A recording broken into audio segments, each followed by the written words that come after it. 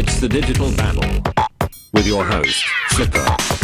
Colorful commentary on your photography. Seen on fingerlakes1.com. Hey, everybody, it's me, Flipper, here on the Digital Babble, and this week it's a really great show, and what this show is all about is photography and Photoshop, and I can answer your questions, or we'll just do some different tutorials and techniques every Wednesday night here on fingerlakes1.com or fingerlakes1.tv. You can also go check us out at our website, the Digital Babble's website, at tdbny.com. That's tdbny.com. If you want to send us in photos or questions or comments, pretty much anything.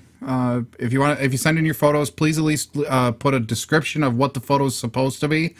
I've had a couple in the last couple weeks where they're just kind of like really far off, I don't even know what to call it, but it's I couldn't figure out what it was. So you know who you are. So if you send me a description on those, I'll see what I can do with those. But this show is all about photography and Photoshop, and it's geared around you, and it's geared around whatever you want to do with your photos. If you want to learn a particular technique, or you're shooting a particular scene and you're running into some problems, you can send in an email, thedigitalbabble@gmail.com, or send in some sample pics and maybe ask some questions. And what I'll do is I'll bring it on the show. You'll remain anonymous, maybe first name and where you're calling from, or where your email's from. But that's about it. I don't usually get too detailed in with the person, and if you want to be completely anonymous, I'll just say that you're a friend of the show. So please send me in your questions and your photos to work on, and I'll be happy to do them. So this week's show, I did get quite a few questions this last week. For some reason, everybody's just like, hey, let's ask questions. So it's been a great week for questions. So this show is just all about question and answers. Instead of continuing on the previous path that we were on, I think the next mode dial that I was going to be covering was TV, which will be next week's show. But I had a lot of questions, and I thought they were really good questions, so I thought, what the heck, we'll put them on the air and see where it takes us. So let's hop right into it, and this first question is Sam from Geneva, and he's having a difficult time capturing my son's baseball and soccer events. When shooting his game during the day, the photos are not blurry, but really heavy on the shadows. It looks like I can't see their faces. Any tips on fixing this? And yes, there's lots of great tips about fixing this. I mean, we can talk about aperture, because that's really the big one that's going to help with alleviating the shadows in the face. A little bit higher ISO. So a couple of those different things might help. So one of the other big things is to add some flash. Even if you just have the on-camera flash, bright sunny daylight flash ain't going to do nothing. You're right, it's probably not going to do much for a subject, as in lighting them. But a lot of times, a little bit of light, a little flash or something will take that shadow out of the face, especially if you're shooting from a point and shoot. So if we look at our point and shoot here, you'll notice that the flash is pretty close to where the camera lens opening is. So it's going to shoot straight out and probably catch a lot of that face. Maybe lighten that up just a touch. So it took me forever, because Sam didn't send in any examples to work with. I had to go out and try to find a few that would really depict what I think Sam was having a problem with. So this first photo, you can see we have a baseball player. I'm thinking probably second baseman or shortstop out there, getting ready for the play to happen, get ready for the pitcher to pitch, and you as a parent pull up and take a photo. Notice the legs are super bright. The chest is a little darker, but kind of more properly exposed, and then the face is really dark. You can't see the eyes. It's hard to make it out. Let me pull up a bigger version of this, and we can really look at it. Now, the telltale signs here that we're using a higher f-stop. Okay, and this is the first tip that I was going to try to bring to the table on this, is using a higher f-stop. You notice that from the front of the photo, which I kind of cropped it off a little bit, so I do apologize, but from the front of the photo to almost probably 15 to 20 feet, maybe 30 feet, 40 feet back from this player is in pretty darn good focus. That's telltale that the person who shot this photo was using a high f-stop or a high aperture number. And what that does is it closes the opening a little bit more, gives you a lot more depth of field. But it also does, there's one thing that it kind of does, but it's kind of a reciprocal, kind of inverted, kind of mathematical thing. And it's hard to explain that one, but it kind of deepens the shadows. In other words, you're closing off the opening, so the shadows are a little more darker, and the subject is more contrast. There's more contrast to the subject. There's more contrast to what you take in front of the lens.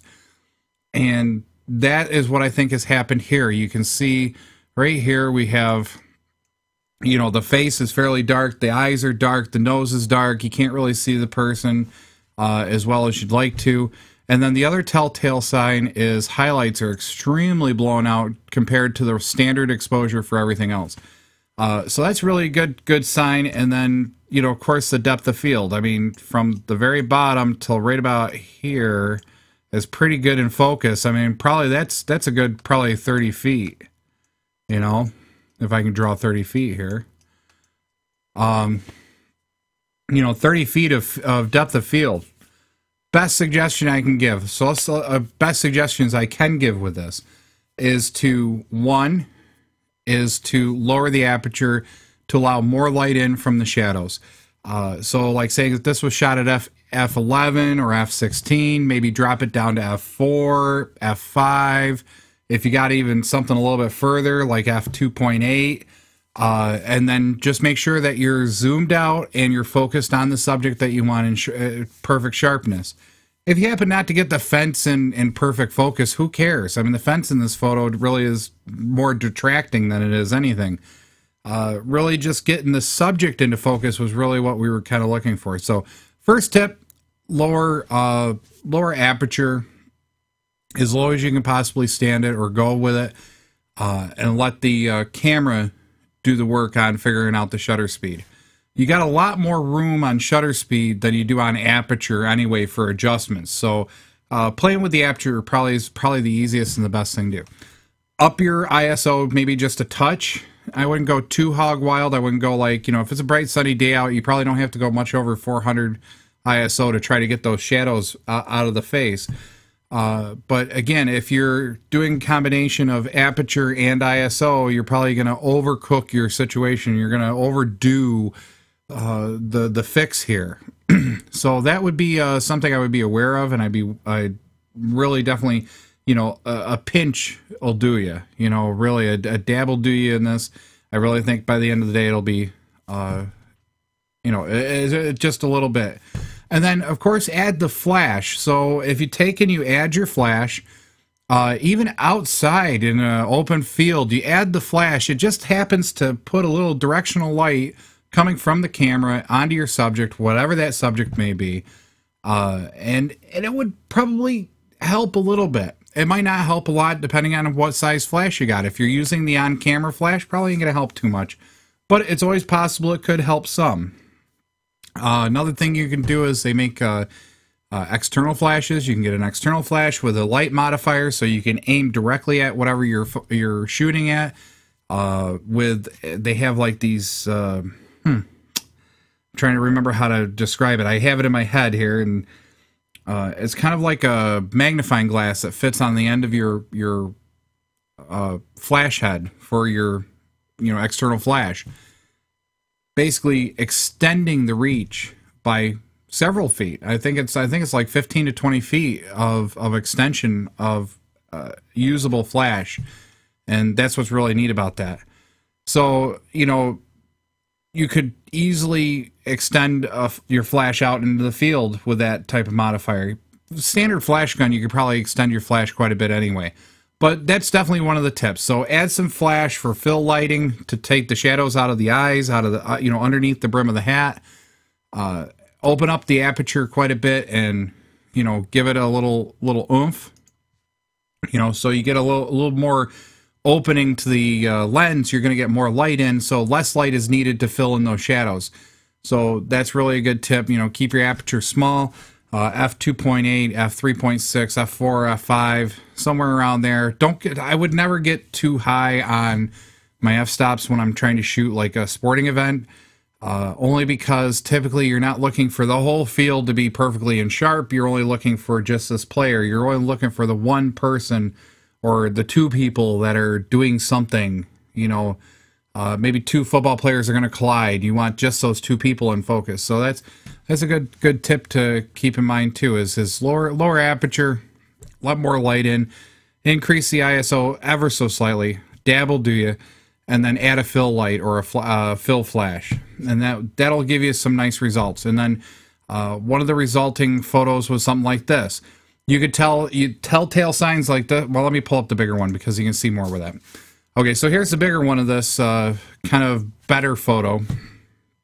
In this better photo, you can see telltale signs of a lower numbered f-stop for your aperture, less depth of field, probably a fill light, and if not a fill light, probably just getting a little bit of getting the shadows out, because you have that open up aperture. Maybe a little bit higher ISO just to make sure that the ball freezes in midair like it is in this picture.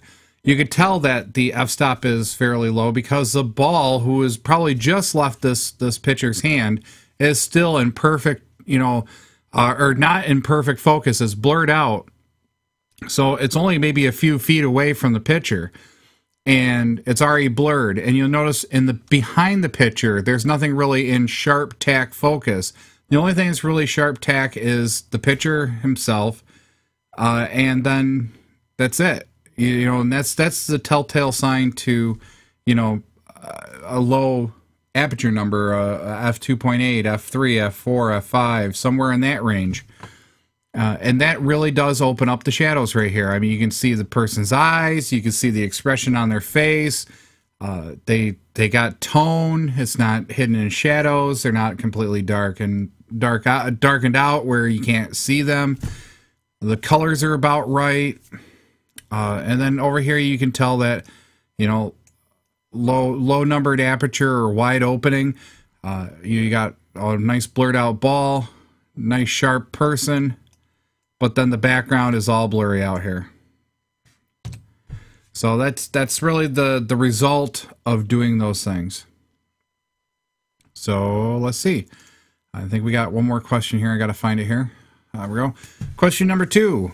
I'm a big fan of macro photography. It sounds like you are too, Flipper. I love the spring flowers, but seem to have a hard time capturing them without some sort of motion blur. The attached photo is an example. Any help would be greatly appreciated. Amanda from Seneca Falls. So thanks for the question, Amanda. And yes, I love my macro photography, mostly because it's an individual sport. You can go do macro photography all by yourself. Doesn't matter what you grab. You can grab batteries. You can grab little characters. You can grab your stick figures if you want to play with these guys, the mannequins. Hey, what's up, Mr. Woody? And you can do macro photography with anything. It doesn't have to be in a group. It's very self-rewarding, kind of just you the world, you the environment, you the subject, you the camera and the subject, and it's a great time. So yes, I do love macro photography. Sounds like you do too. So how do we get away from the blur? And I believe I have the example here. Let me look it up here. So right here, these were bleeding hearts. Okay, they're a small flower. They're not very big. I think they're probably only about the size of maybe a small person's nose. I mean, it's not very big. They're usually very delicate flower as well. And a lot of times, just ever so slightly, even just you breathing on them could either knock them off, or they wiggle in the wind a little bit, and they just move a lot because just the way the structure of the plant is. So how did we end up with this photo right here? Well, I can tell you how we ended up with this photo. It probably, since the bleeding hearts are typically a shade plant, you typically plant them in the shade, grow them in the shade. partly sunny, you probably are in the shade when you're actually trying to take the photo. You got to adjust your camera a touch just to make sure that you can get a high enough shutter speed. If your shutter speed was high enough, these would be perfectly intact, sharp. They would look without the motion blur. You can tell it's motion blur because they're up and down. You can see where they're kind of blurring from top to bottom. That is one of the telltale signs that it's just motion blur and not camera shake. Camera shake would be a different type of blur. That would be where, like the subject where the bleeding heart is, you would get this kind of halo around the entire thing, and it would be almost equidistant from each thing. It would just look totally out of focus. That's typically camera shake. It just the way the body moves, the heart pumping, and you breathing, and the muscles twitching. So what are some really good tips on combating motion blur due to wind or whatever that's causing the motion to happen in a macro subject? Well, first off, increase the shutter speed. Get it up there as high as you can. Use your TV mode or action sports mode. Instead of macro, use sports mode to try to get a higher shutter speed if you're using auto modes. Me personally, I'd use a TV mode, and I would, on the dial, if you go around to the other side to TV, and that'll be next week's show, but I'll talk a little bit about it now. That's where you set your shutter, and then the camera sets everything else, and then you have control over exposure compensation and your ISO, so you can try to get your numbers where you want them. Right here, I can tell you right now, this photo, I believe, was shot at 1/30th of a second. It's just way too slow for something that is moving because of the wind. So you got to get that shutter speed up. Higher ISO, wider open aperture if you have to get more light into this. So f2.8, f3, f4. Open up that aperture, get more light in, a lot more light in as fast as you can, because that's really what you're trying to do, is get a faster shutter speed. And that'll help with that, and that'll hopefully stop the movement of not only camera shake, if you have any camera shake, but also it'll get you the shutter speed will get you the frozen action of the moving bleeding hearts. There's also a couple other tips. I would probably try shooting on a tripod with a cable release. The cable release is essential, especially if you're on a flimsy tripod. If you don't have a cable release, set your timer. Set your timer for 10 seconds or 5 seconds or 2 seconds or whatever it is. You just need to pull the trigger, walk, and step back so you're not touching anything, because you move more than the earth does. So put it on a tripod, get it all focused. You like it where it is, whack, fire it, and let it go. Set a timer if you don't have a cable release. If you do have a cable release, great. It hooks up to your camera, and it's an external button. You just push it, and it fires your camera for you. Tripod, definitely a must for people doing macro photography, because if you don't have a tripod, there's a good chance you're going to get a lot of camera shake at some point, or you're going to have a lot of problems with trying to find your angles again, or possibly get the support of the camera. Oh geez, I'm laying on my side, I'm half upside down, I'm trying to take a picture of this flower, I can't quite get there. Use a tripod. Get the tripod set up where you want it, and then get your angles all set, and then you can literally back off and then just take it when the scene looks right to you. So those are my tips for macro photography. And how to get rid of motion blur and camera shake. So let's see, we're at 7:20. Let's see, question 3. I saw your Photoshop demonstration on portrait retouching last week. Could you show a male version of those edits, or what would you do with a male version? Mark from Ithaca. Hi, Mark. Nice to meet you. Let's see. Well, the only male version of anything I have for a portrait right this second would probably be my good friend JJ from Tech Talk Live. And we could play with his portrait tonight and, kind of have some fun, and we could do some edits, and we'll take it through the steps a little bit. And maybe I'll do a couple different things and then combine that with the question 4. So I'm going to read question 4, and then we'll go play with JJ's photo. So question 4 is, where did you find that technique on shifting colors, and can it be used on other items other than just the eyes? James Bond from the British Isle, Seneca Falls. Evidently, I know this person, and he must think that I know who James Bond from the British Isle parentheses Seneca Falls is, I don't know off the top of my head. So maybe someday when I'm walking around, they'll tell me who it was. And really, this whole technique about shifting colors is really kind of neat. You can do it in anything. You can change a shirt color. You can change a logo color. You know, maybe you got a color of a logo. Maybe you're working on a logo and you're just like, geez, I really don't like that blue. You know, let's make the blue a little brighter, a little different. You can easily use that same technique in Photoshop and shift those colors accordingly. So let me take you through our shot with JJ here, and then we'll take it like literally a little baby step at a time here, and we'll do a male version of last week's portrait show, or what a couple weeks ago portrait show, whenever I was working on Miss Amy. I think it was last week's. And basically this will be the male version. And what do you want to do with a male photo? I mean, that's the whole point. I mean, if you're taking a gentleman's photo or a guy's photo, a teenager's photo, it doesn't matter. The question comes down to is, what is their attributes? What is their physical features that you want to accentuate? So first off is getting it right in the camera. So, you know, you can just shoot on auto and hopefully get the best that you can get, or you can actually work the photo and kind of play with the light and make sure the hair comes out. You know, I mean, people like me who don't have a lot of hair, you know, a hair light isn't going to help much.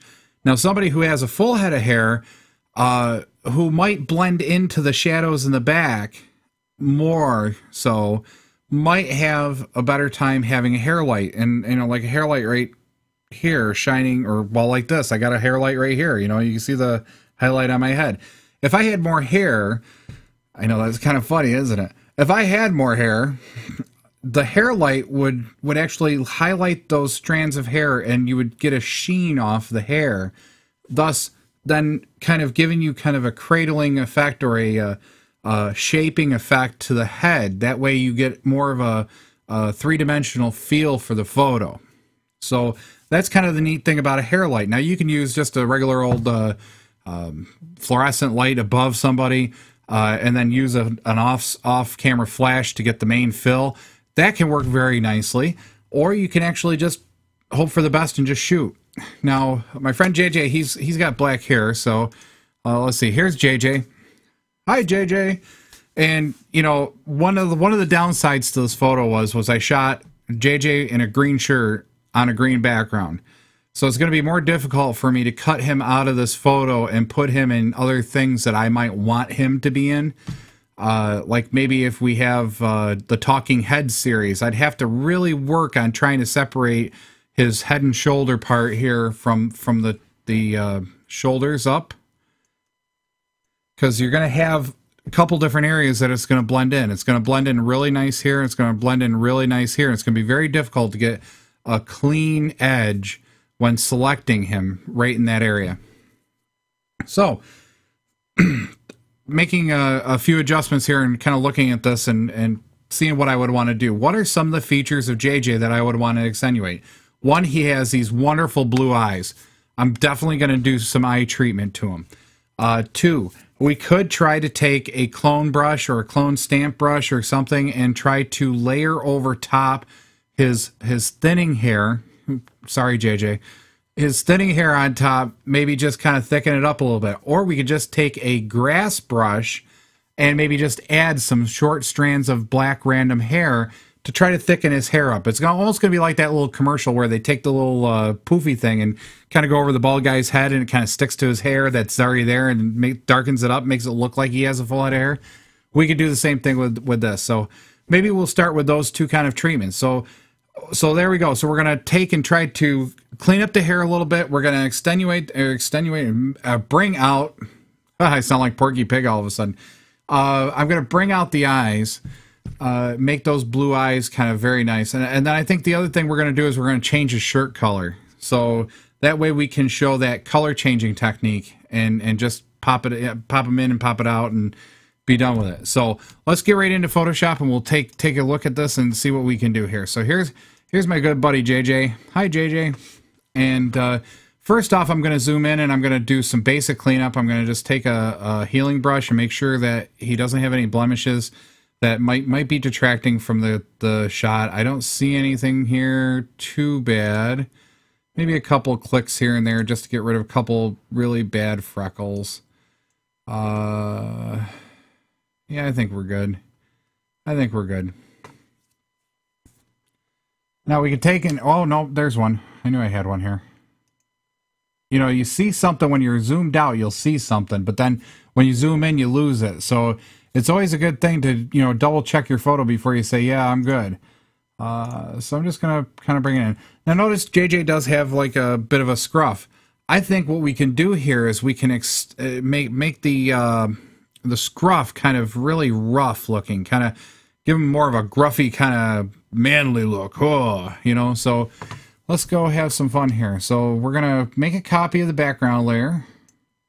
Whoops, I didn't quite do it right. Make a copy of the background layer. So now we have a second copy. So first off, I think what I'm going to do is I'm going to take and I'm going to make that hair adjustment first. The hair adjustment's probably going to be the best thing to do first. So let's grab a brush and let's see if we can find a good brush to use here. Now, there's a lot of brush presets that we can use, and some of them have, like there's a grass preset someplace in Photoshop, and of course I never can find it when I really want it. Let's see, let's try special effects brush. Let's see if that shows it up. Oh, look at all the neat stuff we got. Alright, let's see. Oh, we'll put butterflies in his hair. That would be fun. Nope, that's not quite it.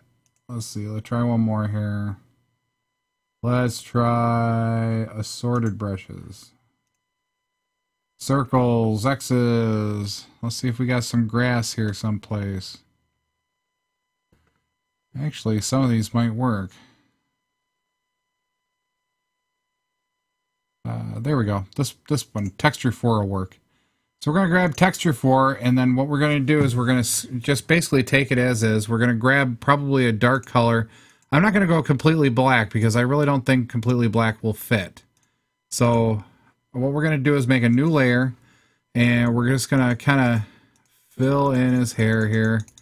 Maybe get a little different black color, maybe a little darker. That way we got highlights, and you know, you shape up his head. And basically what we're going to try to do is just take and cover up the red spot, the skin tones, so it looks like he's got hair again. Now this is one effect that you can work on for a while and get into it and really work it. Another way to do it is take a clone stamp brush and kind of just clone each hair back and forth until you finally get it covered up. A whole nother way of doing this would be to take take literally a picture of somebody else's hairstyle and then crop it out and shape it directly to your subject's head. Now, I've seen that done a couple times. I can do it, but it takes a while to do it because you got to kind of fiddle around with, you know, perception and, you know, which way it is. So maybe what I'll do here is we'll see how bad this is going to look if I do this. Yeah, it's not going to look right. So even if I fade this effect, it ain't going to work right. But we'll try it anyhow. Just for grins. Make it quick here. Alright. So something like that. I got too far out. Okay, so now what we're going to do is we're going to change it, and we're just going to do a hard light. That was not what I was looking for. Oh, look. I goofed up. That's kind of funny. I goofed up. So we're going to start over again here. I'm going to make a new layer. I'm going to make a new blank layer. I'm going to take that brush and I'm just going to kind of do the whole paint over it again here. Maybe vary the size a little bit. So hopefully, you know, there's a little bit of size jitter here. And, you know, trying to cover some of these areas up. And the whole point is to try to get rid of some of the red area to thicken up the hair. And that's basically what you're trying to do. Because if you notice over here and is where the hair is thick, you don't see any skin tones. And that's really the telltale sign of balding, you know, balding men especially. All right, let's see if we can do this now. I'm going to take and I'm going to make it a hard light and see what it looks like. Too defined yet. Let's try soft light. Ah, not enough.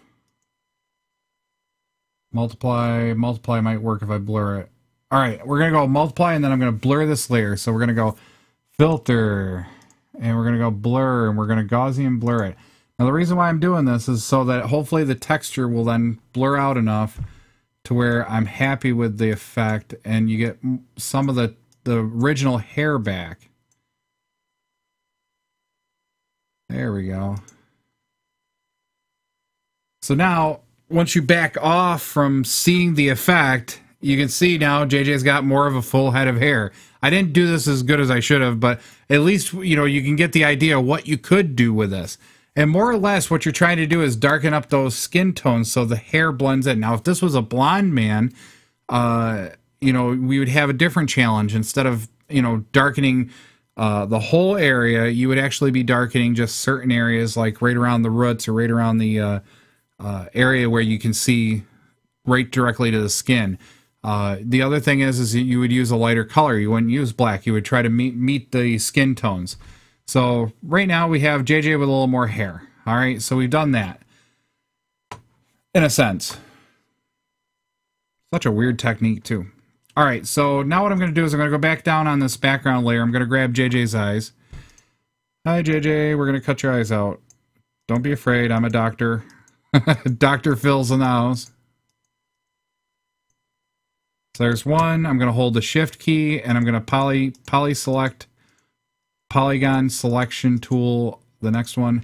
Now I got both of his eyes. I'm going to go edit copy, and I'm going to put them on a new layer, and I'm going to go edit paste.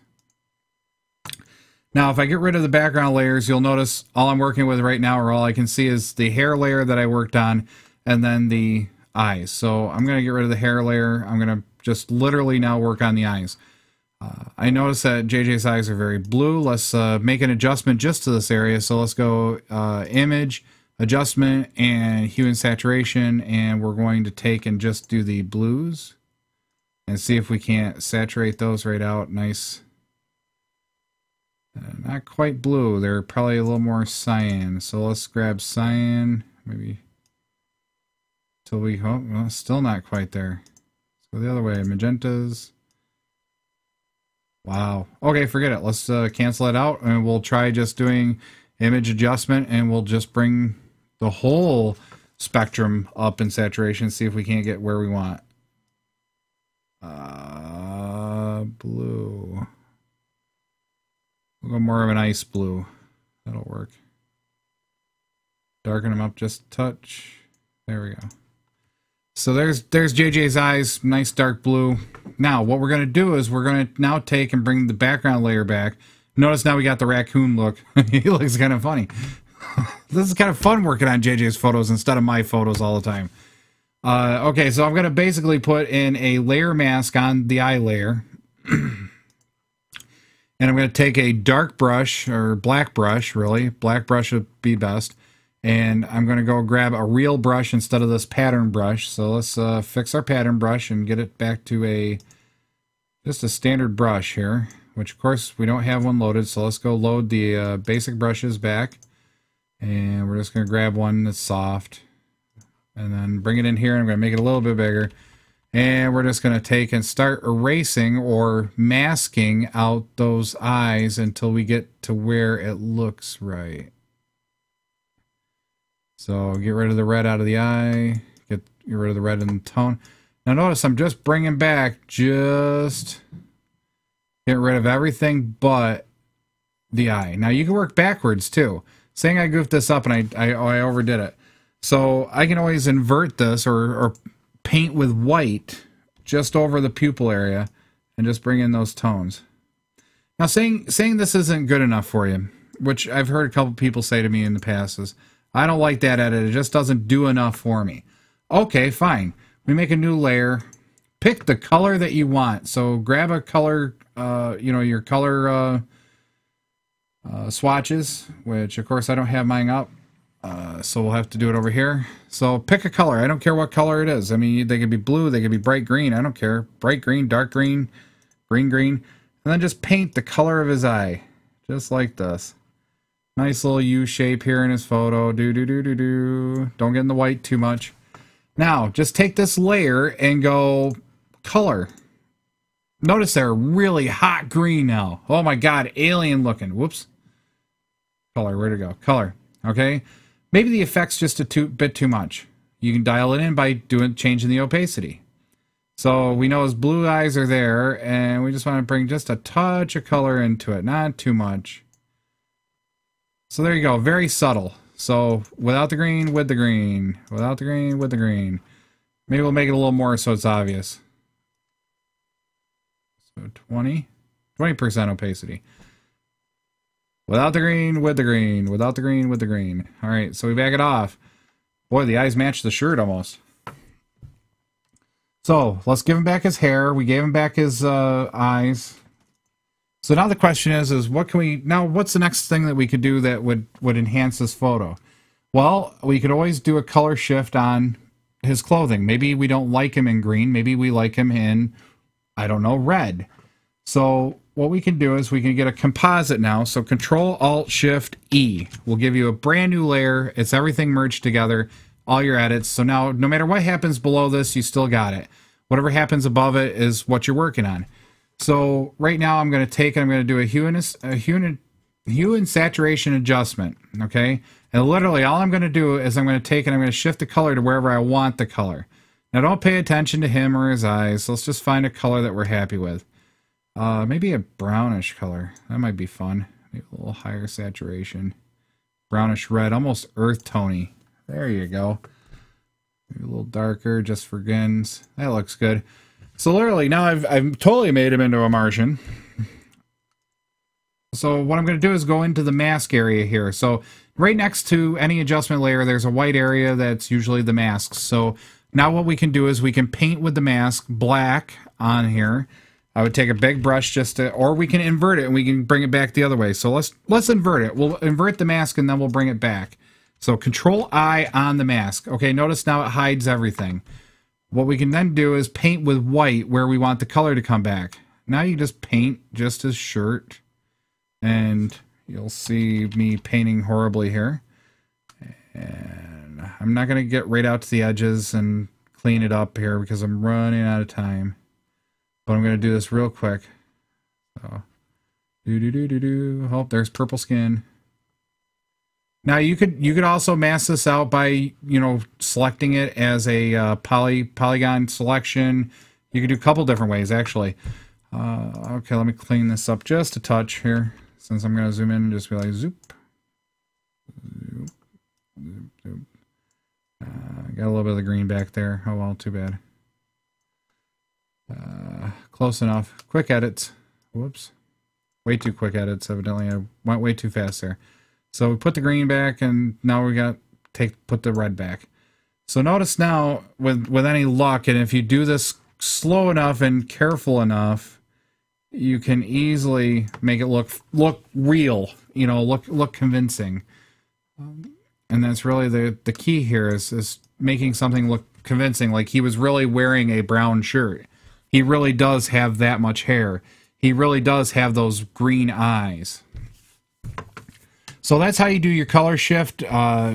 Basically, using hue and saturation adjustment layer is a really easy way of doing that. You can just adjust the whole picture until you get your one item to that color and then mask out just everything else but that one item. And that's a really nice way to color shift just about anything. It doesn't matter whether it's color shifting hair color, whether it's color shifting eyes or skin tones, or maybe you just got maybe you took a picture of a hot rod and there's just something really wrong with a particular decal or color on it, or maybe it's discolored in some place or some way. You could take and use a hue and saturation adjustment, shift those colors until it looks the way you want it, and then mask everything else out except for your edit for that particular item or whatever. So that should answer question 4. Now, what would I do else here to JJ? I don't know. I think maybe I would probably want to make him just a little bit tougher looking, maybe a harsher looking, because usually manly features, usually in a portrait, usually lines in the face are usually brought out so that they pop, they lend to the whole thing. Scruff around the face, the 5 o'clock shadow tend to lend to that whole gruffy look. So what we can do is we can super sharpen. So if we go into filters and sharpen and unsharpen mask, and I'm just going to get up here so we can see what it looks like. And what I'm going to do is I'm going to super sharpen this. And what I mean by that is I'm going to have a radius of about 35, 40, maybe 45, 50. 50 looks good. Okay, notice we're getting halos around his head and his hair, but there's a reason for that, because the mathematical algorithm does that. Now, if you bring this amount down to where it's like 10, 20%, and then start bringing it up ever so slightly, you'll start getting this roughy kind of heavy outline feel to the sharpening. See, like right here, there. See his eye right here as I'm holding it? Now I let go. Notice that everything just kind of pops out. I mean, it almost pops off the page. So not so much more. Not so much more. All right, so there's the first edit I think I would do is kind of give it that more harsh kind of, here I am. I think the next edit I would do is I would probably do another unsharpened mask, but I would do it the opposite direction. I would do it normally, where I'm just trying to sharpen just his features, which would be a radius of 1 and an amount of probably 70, 75, 80. 80 is good. Okay, and bring the thresholds down to 3. Now what you'll see is like his whiskers, his facial scruff should pop off the page a little bit. His lines, his eyes are going to really start to sparkle up here a little bit. You know, maybe I'll go a little more. I don't mind getting harsh here, I guess. So let's see what it looks like now. So here's like a heavy sharpened picture of JJ. Kind of gives him that kind of gruff look kind of thing. Now, another thing that we could do is we could also play with different features of we can elongate his head, or make his head bigger or smaller, or, you know, warp something. I mean, there's a lot of features in Photoshop where we can warp things and change the perspectives and so on and so forth. I really don't think I'm going to do too much else to that. I really think just those few edits of cleaning up the blemishes real quick, and then over sharpening, heavy sharpening, and then standard sharpening. The color change in his eyes is kind of neat. I think that almost, I mean, once you bring it back, it kind of looks neat.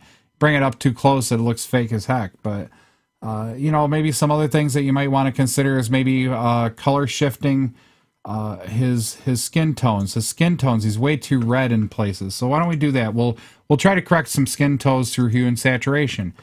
Here's where we can do this. What we can do is change what we're going to adjust is the reds and the yellows. So the reds, we're going to shift more towards the yellow. Whoops, wrong direction. Sorry about that. So notice here he's red. Now he's a little more skin tone right there. That's a little too much. Probably about 8. 8 looks good. Now I'm going to take the yellows and I'm going to slightly shift them towards the reds. You know, not too much, because I don't want to get them too dark here, but, you know, probably somewhere around like 7, 8.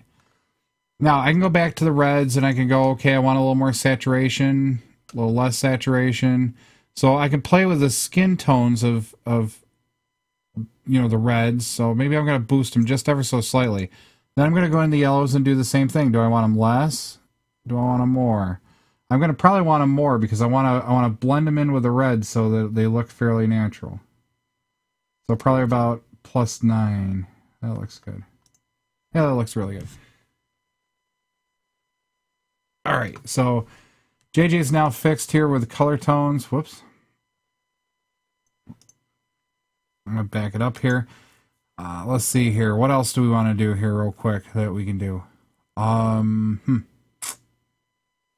Well, I got like 1 minute left before I go. Okay, so I mean, that would be kind of a neat thing. One other neat thing you could do is in Photoshop and Photoshop Elements and stuff, there's an FX layer, or an adjustment layer called black and white.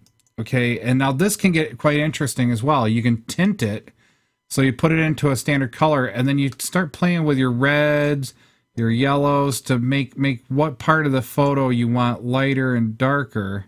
So like, notice my greens, if I put my greens down, the background gets really yucky or dark, or his eyes. Bring it up and it's way too light. So, you know, you can play around with the black and white thought process. Start processing how you want the colors to shape up and work. So like here's a nice black and white, kind of a sepia tone where it kind of brings it out and kind of looks old style, you know. Then you could add another effect to this. I mean, there's so many ways that you just keep right on it going. So that would be, I don't think I'm going to keep this. I'm not going to keep the black and white effect. I don't like it on JJ. I think that looks better. And I think the next step would be for this one would be to get rid of the background and then give him something better to sit at other than my kitchen wall. Let's see. So we're going to hit save as, and we're going to save it as a JPEG so we can go back and look at it. Save as a JPEG. Yep. Okay, great. All right, so let's go back to the original. So here's the original JJ, green shirt, you know, a little less than full set of hair, so on and so forth. And then here's the final version of what we were playing with. Notice the color in the shirt. I didn't clean it up as well as I should have. You know, take your time. Don't get rushed. You can make a lot of neat effects very quickly, and just not have to rush. So again, here's the before, and here's the flipper makeover. Thank you, JJ, for letting me use your photo, of course, as always. So that's our show for this week. Thank you for the questions. And if you have any questions, whether it's about Photoshop or photography, maybe you're trying to shoot a particular thing, maybe you're getting ready for a wedding, you want to shoot a wedding or whatever, send me an email, thedigitalbabble@gmail.com. I love questions. I love thinking about them, what my response is going to be. Love coming up with ideas. So, you know, I really enjoy those. So please send me those. Next week, we'll try to get back on track and do TV, and I think we're on to TV, AV, and bulb and manual are the last sets on the dial to work with your camera. Let me make sure I don't have anything else on my list. Nope. Okay, great. So, you know, that's this week's show. I think this is Digital Babble number 12. So 12 weeks of the Digital Babble so far, right here on fingerlakes1.com, fingerlakes1.tv. We're on every Wednesday night at 7 p.m. And if you want to check out our website, go to well, don't even do www, just go to tdbny.com. Again, that's tdbny.com. And you can go check out our website and go see previously recorded shows. Helps and how-tos are coming along. And we're going to keep getting there. As always, send in your questions, your comments, your photos. If you want me to work in something on Photoshop, you know, do some edits for you, send me them. I'm more than happy to do a few photo edits right here on the show and show a different technique for each photo. So send them in, thedigitalbabble@gmail.com. And as always, and every week, I wish everybody the best, and I will catch you on the flip side. A Flipside Studio production. It's the Digital Babble. Tune in every Wednesday at 7 p.m. on fingerlakes1.com. Check us out on Facebook and Twitter.